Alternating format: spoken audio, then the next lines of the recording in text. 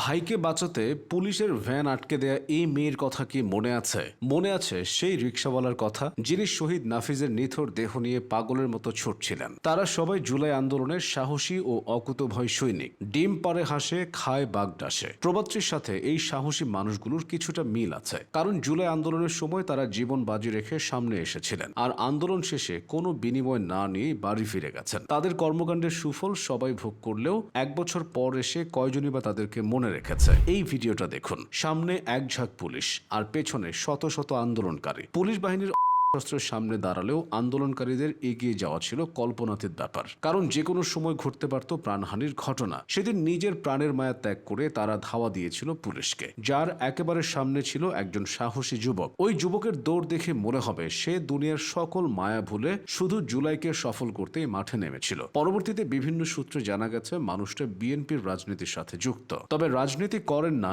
এমন অসংখ্য মানুষও জুলাইয়ে বীরত্বের প্রমাণ দিয়েছেন। তাদেরই একজন রিকশা চালক নূর মোহাম্মদ। বৈষম্য বিরোধী আন্দোলনে ২০২৪ সালের ৪ আগস্ট বিকাল ৪:৩০টার দিকে ফার্মগেটের পথচারী সেতুর নিচে হয়ে প্রাণ হারান বনানী বিদ্যানিকেতন স্কুল অ্যান্ড কলেজের শিক্ষার্থী গোলাম নাফিজ। চিরতরে শেষ করে দিয়ে নাফিজকে পুলিশরা যখন রিকশার পাদানিতে তুলে দেন, তখনও সে রিকশার রডটি হাত দিয়ে ধরে রেখেছিল। এরপর কেউ এগিয়ে না আসলেও রিকশা চালক নূর মোহাম্মদ তাকে হাসপাতালে নিয়ে যায়, কিন্তু শেষ রক্ষা হয়নি। পরবর্তী সময় এই রিকশাতে নাফিজের ছবি কাঁদিয়েছে পুরো বাংলাদেশকে। নূর মোহাম্মদের মতো না হলেও অন্যভাবে অবদান রেখেছিলেন আরেকজন রিকশা চালক মোহাম্মদ সুজন। ২০২৪ সালের ৩রা আগস্ট আন্দোলনে যখন উত্তাল ছিল ঢাকা বিশ্ববিদ্যালয় এলাকা, তখনই নেট দুনিয়ায় ভাইরাল হন সুজন। রিকশায় দাঁড়িয়ে সাধারণ ছাত্রদের স্যালুট দিয়ে সবার মনে জায়গা করে নেন তিনি। সামনে আসছে ফাগুন, আমরা হব দ্বিগুণ। শিক্ষার্থী নূর আলমের এই কথাগুলো হয়তো কেউ ভোলেনি। পুলিশের ভ্যানে থেকেও সে অসীম সাহসের পরিচয় দিয়েছিল। তার থেকেও বেশি সাহস দেখিয়েছিলেন শিক্ষার্থী নুসরাত নূর।